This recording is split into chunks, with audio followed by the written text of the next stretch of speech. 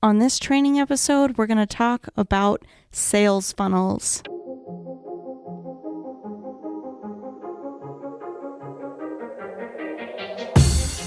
Welcome to Thriving Launch with Louise Congdon and Kamala Chambers, the show for heart-centered entrepreneurs who want it all. 5 days a week, we bring you different segments to inspire you to live a life of freedom. We interview the leading experts in the field of business, health, and love. Be sure to check out Training Tuesdays, where we give you a clear action plan to grow your own business. Do you have a product or service that you would like to sell online? Or maybe you've been thinking about it, but you're reserved to do it because you need a website, you need complicated systems, and you need to spend money? Well, I've created a completely free course that teaches you how to use Facebook in a purely organic way. This means no ads and no money are needed. You can use Facebook completely free. So head on over to thrivinglaunch.com. Opt into my Profit from Social Media course. I'm going to teach you the free methods to using Facebook to make money today. Today we got on Jeb Blount. He's here to talk about funnels with us. He's a best-selling author and specializes in sales, leadership, customer experience, channel development, and a strategic account management. Jeb, it is so awesome to have you here on the Thriving Launch podcast. Are you ready to launch? I'm ready to launch. Well, this is a very exciting interview for me. Anything that has to do with strategy or funnels, I get really jacked up. So I'm ready to launch too. Luis, how you feeling? So, Jeb, we're talking about funnels, but we're really talking about how do we utilize a funnel to get people on the phone. So what are some strategies or things that you found about funnels that help convert people to sales conversations? And guys, the reason why this is so important and so special to me is Jeb is a master sales guy. He's amazing at what he does. You check out his website, check out his books. He knows his stuff. But the thing that's really cool for me is that so many of us are thinking automation. And, one of the guests that we had, Kamala Ray Higdon, was talking about don't just automate, get out there and roll up your sleeves and get to know people. So what do we do? Talk to people. Yeah. So what do we do with a funnel so that we can get people on a call? Well, let's step back and let's talk about probability.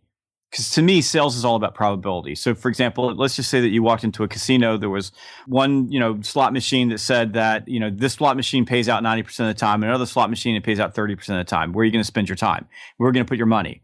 You're going to go to the 90% payout slot machine. I mean, only a moron would pay the 30% slot machine. So we think about sales. Everything I think about sales is about probability. If I'm bringing a prospect into my funnel, I want to make sure that I've got a prospect that's qualified so that the probability of closing that prospect is high. I want to make sure that I'm targeting prospects that have the highest probability of converting. And when I'm prospecting, when I'm out, doing outbound prospecting, I'm looking for prospects that fit into my sales cycle, and I want to make sure my sales cycle is set up in a way that's going to give me the highest probability of closing a deal. So when you look at it in those terms, there's a lot of entrepreneurs who are not just doing digital sales, so I'm selling things online courses, things like that, but there's also a lot of companies out there that do inbound marketing. So what they're doing is they're going out using some sort of a content marketing piece, and they're trying to convert prospects or people who hit those pages into leads that then their sales team will reach out to and call. And there's mashups of that. So there's mashups of companies. I've got a client that I work with right now that has an inbound funnel where they're trying to convert people into immediate sales. They have an inside sales team that takes calls. So if the people are, say, on the shopping cart and they get a question, they can actually talk to someone. There's a chat team. There's an outbound team that talks to people who came into the funnel, went into the shopping cart, or had a question and didn't finish their transaction. And then there's an outside sales team who, for their larger prospects, after they have identified them, actually go out there and meet them and build relationships with them. So all of these things are in play with this company to improve the probability that the money that they spend, and they spend a ton of money on AdWords and Facebook advertising to bring people in, every dollar spent gets converted. And the people coming through the funnel get treated in different ways. So once you understand that, once you get that, the next question is, you start looking at your funnel is best practice. What do I leverage to get as much juice out of my conversion funnel as possible? Well, there's some entrepreneurs who, for example, will start with a conversion funnel. You guys teach them fantastic stuff. So they come, they get educated, they learn how to do this with you, and the tools that are coming through the online space right now that allow you to amplify a funnel and to build courses and build online products. I mean, it's just getting better and better every day.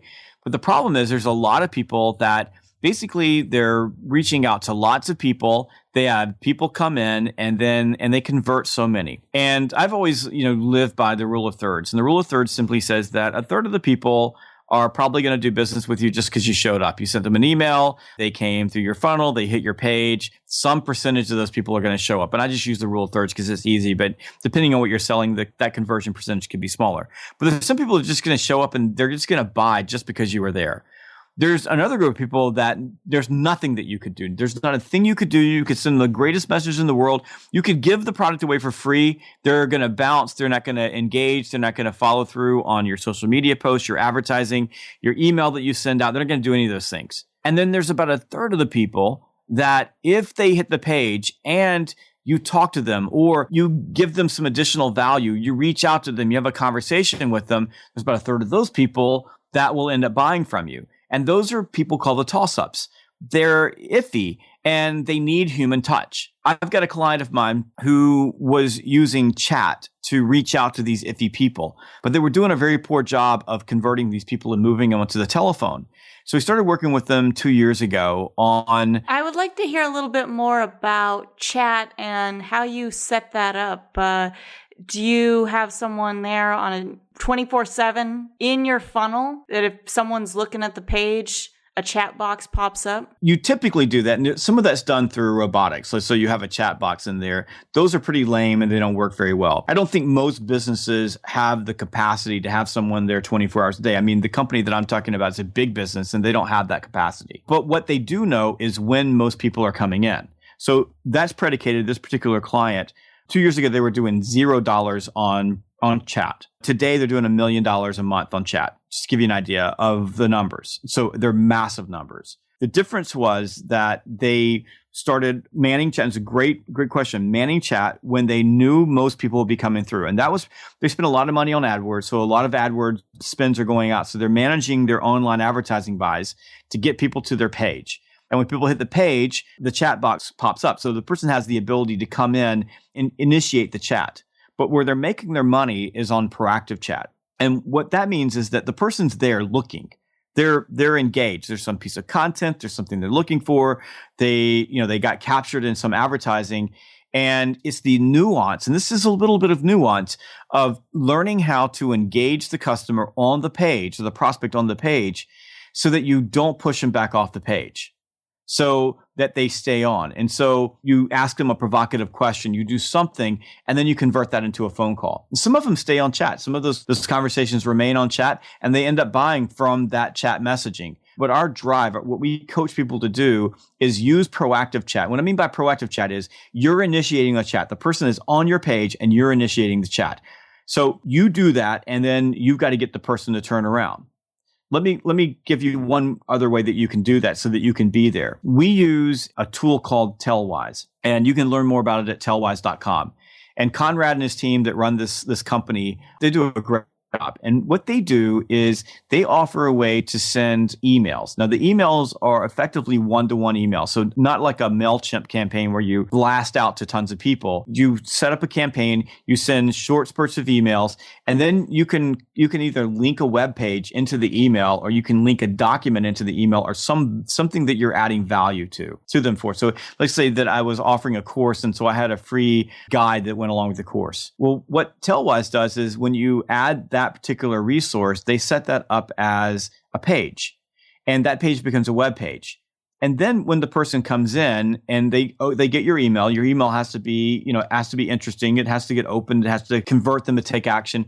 But they click on that, then they start looking at the resource. What we typically do is create some sort of a PowerPoint document that has, more than 3 pages that allows them to browse through that while they're browsing. And this is the nuance.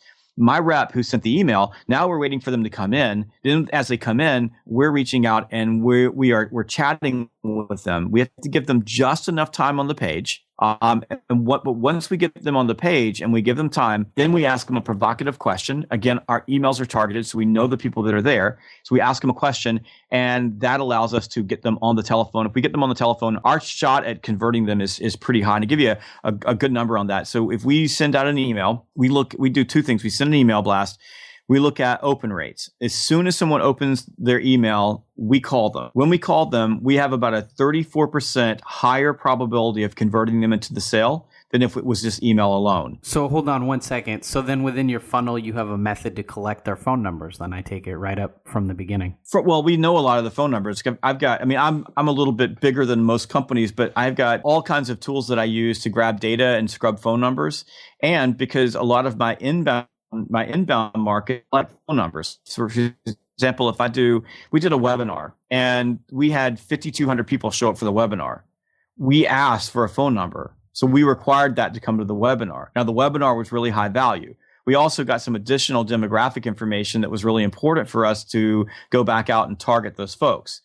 They came into the webinar. Now, during the webinar, we offered them a link to a free course that we had on one of our sites, fanaticalprospecting.com. And as they hit that site, then we were able to, see that they were there. They were looking around. And then we were able to there's a little tool called Zopum that you can use. So we're able to use, that tool that see people that were on there. And if they went to one more page, if there's no one page, we didn't bother them. But when they went to the second page, then we engaged them. They had just had a conversation with us, so they knew who we were.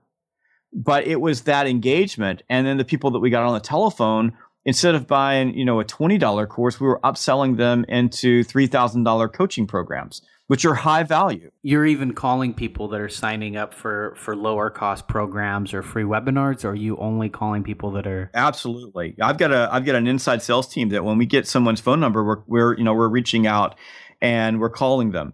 And sometimes we don't have a phone number. So what we'll do is we'll use email campaigns and webinars and online courses and events. Like we're doing a live event in Atlanta, but we use all of those things to continue to get better and better data on people. And these days there are some amazing data engines. If you got the money, there's amazing data engines that, for example, our inbound marketing hub is HubSpot. So we've got plugins on HubSpot. So if someone comes in through one of our web forms, they hit HubSpot, we connect that to some other data services that are able to give us information, including phone number and fill in title and those type of things for that person. It's not 100%. It doesn't work all the time with every single prospect, but it allows us to continue to scrub our data so our data gets better and better and better. And that way we're able to combine both inbound marketing and outbound marketing, which is our outbound prospecting and, in sales calls, which is really, really powerful. Well, this has been really amazing to kind of look at how we can capture leads and how we can go in and really nurture that relationship with people and boost conversions. Before we close out today, are there any last tips that you just want to make sure that the audience walks away with in the last couple of minutes of the show? Yeah, I think that, we talked about proactive chat. If I'm an online entrepreneur, I think proactive chat is powerful because you don't have to know a phone number in order to use proactive chat. So Zopum, Tellwise, you can get online and take a look at them. So when you're having people come in through your funnel and they hit a page, what proactive chat is you are reaching out to the prospect and getting them to engage with you. And there's a couple of things that you want to do. You want to be patient, give them a second to be on the site. Don't just jump in their face. You want to use a soft approach. You're not using a selling approach. You're trying to pull them in and you're trying to hook them to get them to engage. And the key is two things. You have to ask provocative questions that make them think and create curiosity. And then you have to humanize the experience. So, what you say, how you say it in that particular moment has got to be in a format that makes them see you as a real human being and want to engage and chat with you. And once they start having a conversation with you, it's really natural. Say, I think it might probably make sense for us to hop on the telephone. What's the best number to reach you? You don't unhook your chat. You leave that up and you pick up the phone and you give them a call. And once you get them online, what you'll find is that you're not only just going to be able to convert people into whatever you're selling in the moment. What we have found is that the dollar volume that we're able to convert them into programs that we have that are a little more complex and require someone to actually, to explain the value of the program, that our sales on those programs go up exponentially when we get people on the telephone. So our entire campaign becomes more profitable. That's absolutely fantastic stuff. It's been amazing to have you here on the Thriving Launch podcast.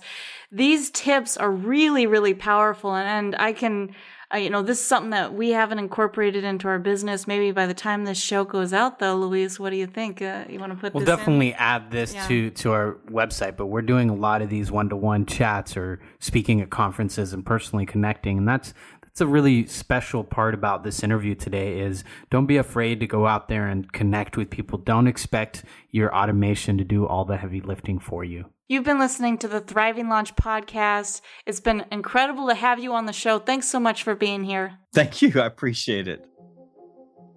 You've been listening to the Thriving Launch podcast. For books and resources related to today's episode, make sure to head over to thrivinglaunch.com. We'll see you there.